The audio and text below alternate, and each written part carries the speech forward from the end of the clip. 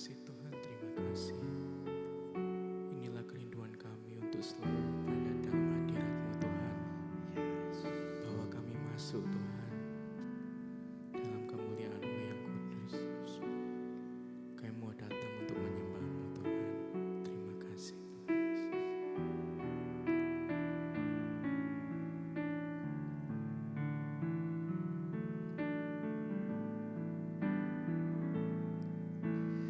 Tuhanku rindu masuk dalam hadirat-Mu. Jiwaku menanti, bawaku mendekat kepadamu dalam kemuliaan yang kudus. Mari sama-sama katakan, Tuhanku rindu masuk dalam hadirat-Mu. Jiwaku menanti, bawaku mendekat kepadamu dalam kemuliaan yang kudus. Ku nanti Engkau Allah kuasa dalam kemuliaan yang kudus. Ku sembah Engkau Allah kuasa dalam kemuliaan yang kudus. Ini kerinduan kami ya Bapa. Tuhanku rindu ya Tuhan masuk dalam hadirat-Mu. Jiwaku menanti, bawaku mendekat kepadamu dalam kemuliaan yang kudus. Mari nantikan Tuhan. Ku nanti Engkau Allah kuasa dalam kemuliaan yang kudus. Ku sembah Engkau Allah kuasa dalam kemuliaan yang kudus. Ku nanti Engkau Allah kuasa dalam kemuliaan yang kudus. Ku sembah Engkau Allah kuasa dalam kemuliaan yang. Sekali lagi katakan, ku nanti Engkau, ku nanti Engkau Allah kuasa dalam kemuliaan yang kudus. Ku sembah Engkau Allah kuasa dalam kemuliaan yang kudus.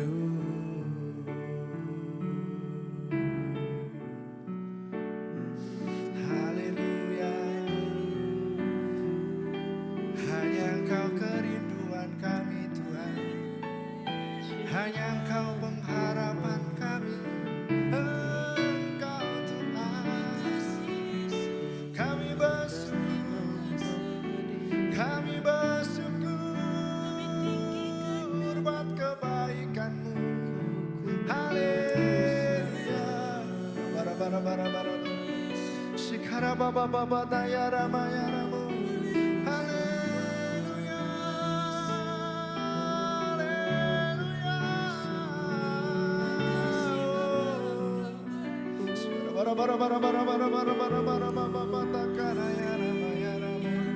Mari nikmati kebaikan Tuhan. Mari nikmati kebaikan Tuhan. Sikara bapa bapa naya ramaya sikiri ya da da da da da da da da da da bo. Kami sembah Engkau Tuhan. Kami sembah Engkau Bapa. Oh, haleluya. Biar segala yang bernafas menyembah-Mu. Yesus Tuhan, Yesus Tuhan. Haleluya. Engkau dahsyat, Engkau dahsyat. Engkau Allah luar biasa. Terima kasih Tuhan. Hanya Engkau yang kami andalkan. Kami bersyukur, kami bersyukur. Haleluya. Sekarang bara maya sikiri. Mari bebaskan rohmu. Mari beri yang terbaik kepada Tuhan. Sekarang bara sepanjang hari ini berkat Tuhan melimpah dalam setiap kehidupan kita. Sekarang bapa naya ramaya sikiri anugerah-Mu tercurah. Anugerah-Mu tercurah Tuhan. Haleluya. Haleluya. Haleluya. Oh, ya Bapa ya Ramu. Haleluya. Haleluya. Ya Bapa ya Rama ya Rama ya se. Haleluya, haleluya. Haleluya. Ya Rama ya Rama sikidi di ya Rama. Engkau ajaib Tuhan. Engkau ajaib Tuhan. Engkau ajaib. Sekarang bara. Mari nantikan Tuhan. Ku nanti Engkau ya Allah kuasa. Hanya Engkau yang kami andalkan. Hanya Engkau yang senantiasa kami nantikan dalam kehidupan kami. Kami menyembah. Ku sembah. Bara. Allah kuasa. Ya. Dalam kemuliaan. Sekali lagi nantikan Tuhan dengan sungguh-sungguh. Amin. Ku nanti Engkau Allah kuasa dalam kemuliaan yang kudus. Kami mau menyembah-Mu Tuhan. Ku sembah Engkau Allah kuasa dalam kemuliaan yang kudus. Mari dengan sungguh-sungguh lagi katakan, nantikan Dia. Ya, ku nanti Engkau Allah kuasa dalam kemuliaan yang kudus. Oh, kami sembah Engkau, ku sembah Engkau Allah kuasa dalam kemuliaan. Sekali lagi katakan, oh kami nantikan, ku nanti Engkau Allah kuasa dalam kemuliaan yang kudus. Ku sembah Engkau Allah kuasa dalam kemuliaan yang amin. Dalam kemuliaan Tuhan, dalam kemuliaan yang kudus, dalam kemuliaan, dalam kemuliaan yang kudus.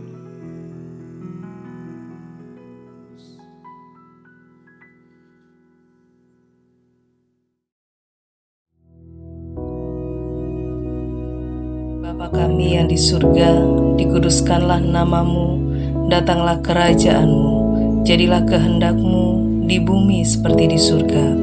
Berikanlah kami pada hari ini makanan kami yang secukupnya, dan ampunilah kami akan kesalahan kami, seperti kami juga mengampuni orang yang bersalah kepada kami. Dan janganlah membawa kami ke dalam pencobaan, tetapi lepaskanlah kami daripada yang jahat, karena Engkaulah yang empunya kerajaan dan kuasa dan kemuliaan sampai selama-lamanya. Amin.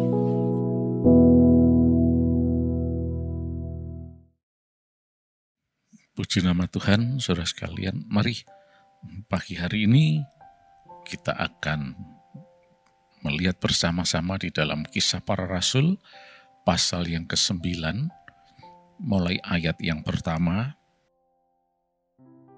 Kisah ini menceritakan mengenai Saulus atau Paulus. Nah, kita tahu bahwa Saulus dan Paulus itu orang yang sama, dan ini bukan berubah.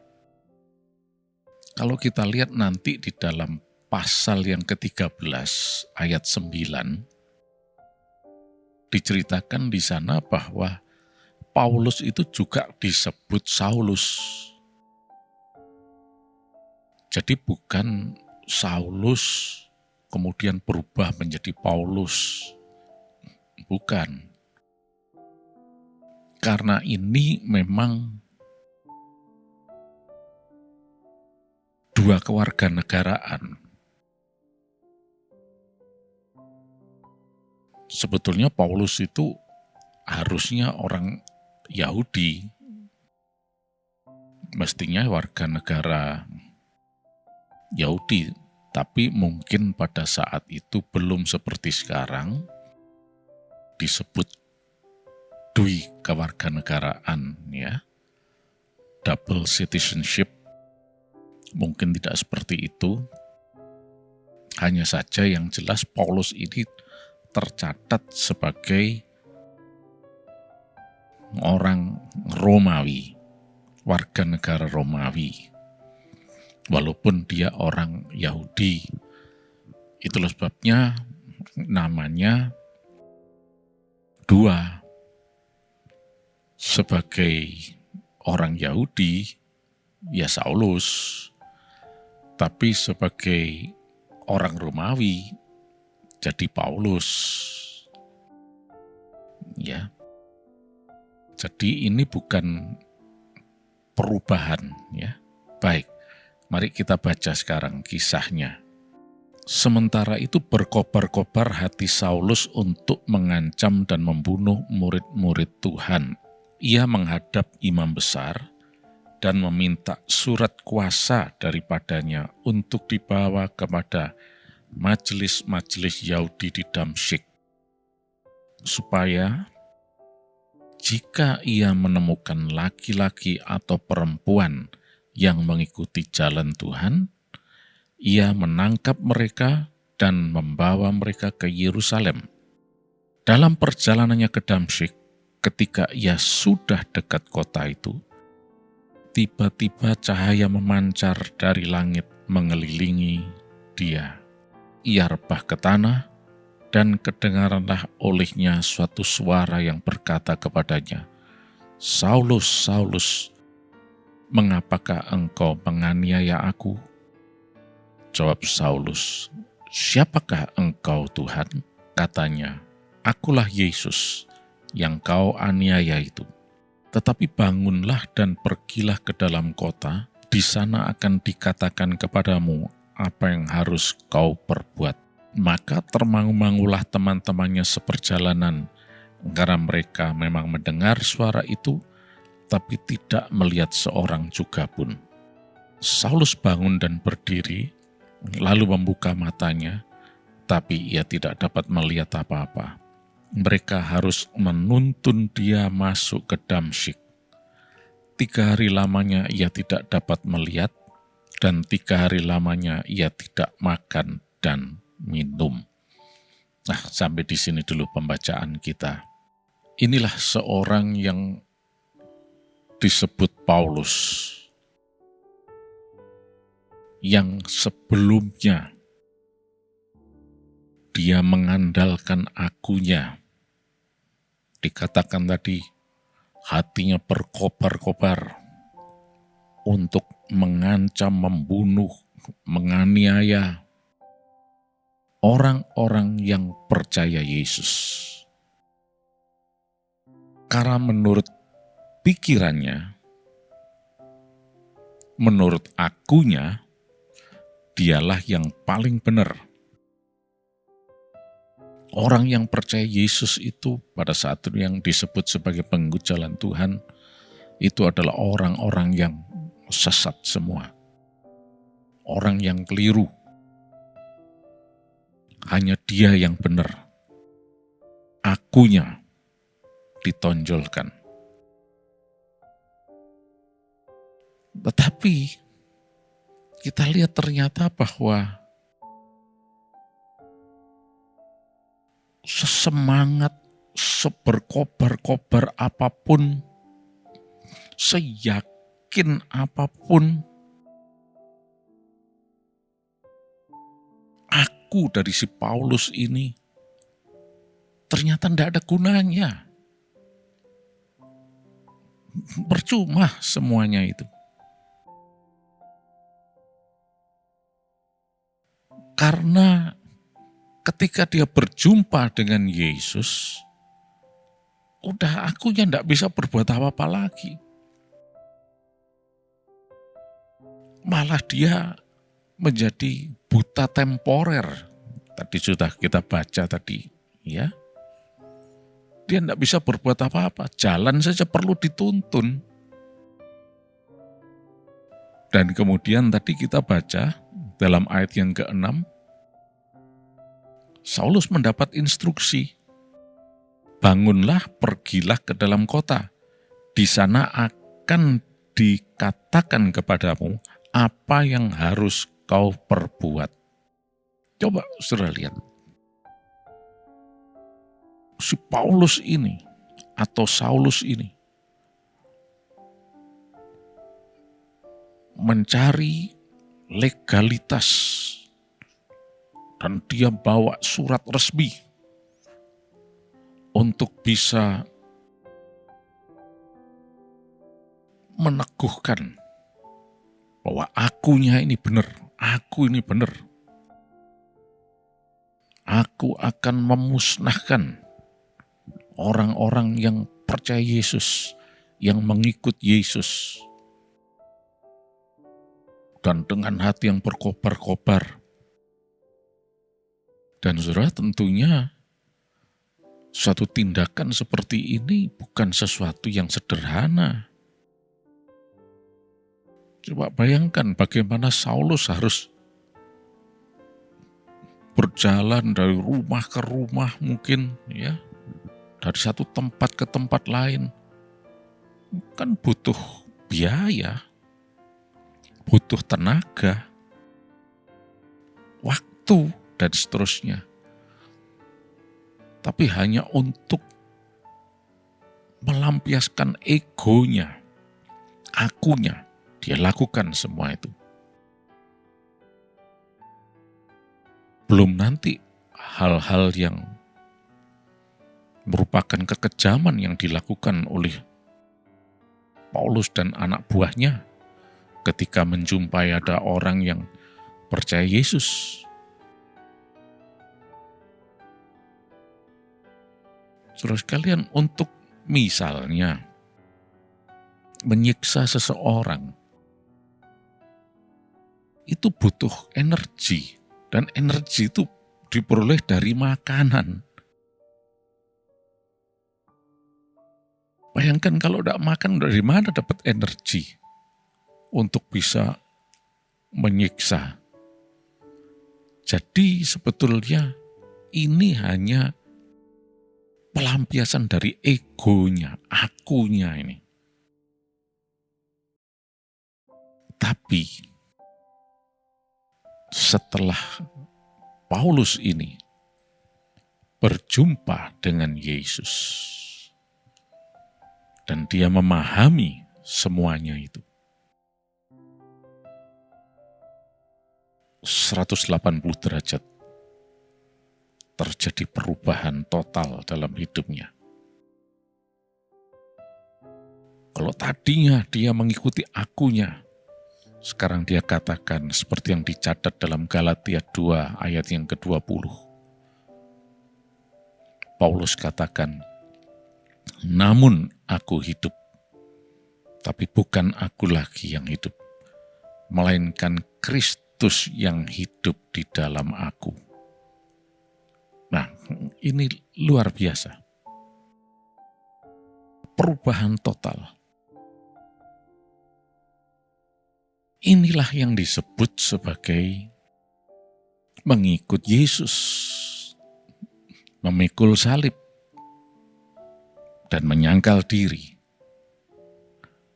Selama dirinya tidak didinai, selama akunya ini tetap bercokol, tidak akan pernah berhasil. Dan tidak ada gunanya. Hanya mendatangkan masalah-masalah saja. Dari satu masalah pada masalah yang lain. Seperti kita lihat Paulus ketika dia cuma mengikuti egonya, akunya saja. Tidak ada hasil apa-apa. Kelihatannya dia melakukan kegiatan untuk membela Torah. Karena memang dia adalah seorang ahli Torah juga. Tetapi tidak ada gunanya. Tuhan Yesus katakan, mengapa engkau menganiaya aku? Nah, ternyata Paulus salah. Akunya, egonya, itu salah besar. Selama ini dia beranggapan aku ini paling benar. Aku ini paling hebat. Aku ini tokoh dan seterusnya. Ternyata salah semuanya. Setelah dia berjumpa dengan Yesus, dia berubah total. Dia sadar. Sekarang dia deny self-nya. Dia sangkal dirinya. Akunya ditinggalkan. Sampai dia mengatakan, namun aku hidup. Tapi bukan aku lagi yang hidup. Tapi Kristus yang hidup dalam aku. That I'm no longer that I live it, but Christ that liveth in me. Aku ini hidup, tapi bukan aku lagi, tapi Kristus yang berkuasa. Nah, ketika Kristus memerintah dalam hidupnya, Paulus menjadi seorang yang luar biasa di hadapan Tuhan. Istimewa. Dan dia bisa menjadi berkat bagi banyak orang, bahkan sampai hari ini. Sampai detik ini. Gaung dari kehidupan Paulus atau Saulus ini yang tidak lagi memakai akunya, tapi Kristus yang hidup dalamnya. Kristus sebagai aku dalam dirinya, yang memerintah dalam dirinya. Sampai detik ini, tetap menjadi berkat dimanapun juga. Dan tidak sedikit orang-orang yang jurusannya itu adalah kebinasaan neraka yang kekal. Tetapi karena kehidupan Paulus seperti ini berubah tujuannya kepada keselamatan, hidup yang kekal, kerajaan sorga bersama Yesus. Nah, jadi saudara lihat, inilah yang Tuhan Yesus ajarkan mengenai memikul salib, menyangkal diri. Bagi seorang yang mengikut Yesus, akunya itu tidak akan memberikan peranan apa-apa sama sekali. Malah membuat kacau balau semuanya. Itulah sebab Tuhan Yesus katakan menyangkal diri. Sehingga dengan kehidupan yang seperti ini, memikul salib, menyangkal diri, maka betul-betul menjadi pengikut Kristus yang sejati. Seperti apa yang dialami oleh Paulus ini, atau Saulus ini. Nah, biarlah dari sini kita bisa belajar bahwa memikul salib itu adalah dirinya ini sudah bukan lagi aku lagi, melainkan Kristus yang hidup dalam aku. Memikul salib bukan memikul penderitaan, bukan memikul hukuman dan seterusnya. Tapi sebetulnya mengikut Yesus, taat, setia kepada Yesus. Sebagaimana Paulus tadi, pada awalnya, dia dengan rombongannya, berjalan dengan tegap, penuh semangat, dan seterusnya. Ternyata itu hanya untuk mengikuti akunya saja. Buktinya setelah ketemu dengan Yesus, dia tidak berdaya lagi. Matanya buta, temporer, berjalan kemana mesti dituntun. Jangankan nyiksa orang, jalan saja perlu dituntun. Dan rencananya bubar semuanya. Tadi mungkin dia sudah merencana habis ini di Damsyik, kemudian kemana, akan kemudian membasmi ini dan seterusnya. Ternyata bubar semua. Dia balik masuk kota, buta, tidak berdaya, tidak makan, tidak minum, dan menunggu instruksi dari Tuhan. Nah, di sini kita lihat bahwa aku itu seringkali mengelabui kita. Mari saat ini kita pakai akunya Kristus. Seperti Saulus ini yang mengatakan, namun aku hidup. Tapi bukan aku lagi yang hidup, melainkan Kristus yang hidup di dalam aku. For I no longer that I live it, but Christ that liveth in me. Biarlah kita mempunyai suatu komitmen dengan mengatakan, ya Tuhan, aku siap memikul salib, mengikut Engkau, menyangkal diri, karena aku tahu hari depanku penuh harapan di dalam Engkau. Puji nama Tuhan. Terima kasih Tuhan Yesus, Engkau Allah yang baik. Sepanjang hari ini kami sehat, kami diberkati berkelimpahan, dan mempermuliakan nama-Mu Tuhan. Terima kasih, kami terima mujizat-Mu Tuhan. Dalam nama Yesus Kristus, Amin.